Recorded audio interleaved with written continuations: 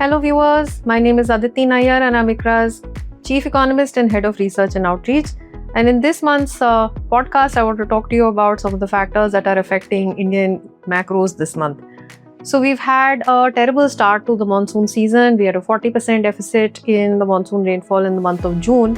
But subsequently, we've had quite a deluge of rainfall and the deficit has now shrunk to just 15% in the last week or so.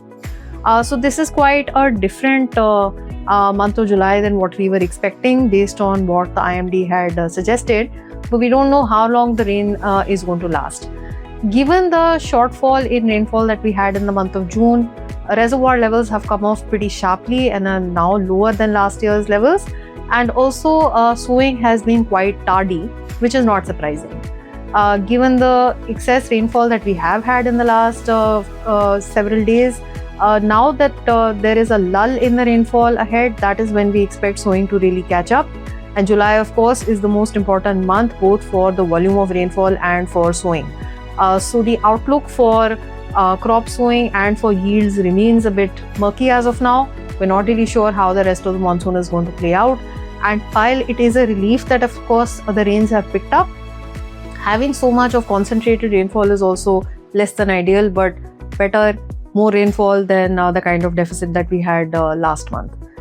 So this is something that we'll be watching out for, both for growth and for inflation. We've seen that in earlier El Nino years, the strength of the El Nino mattered quite a lot.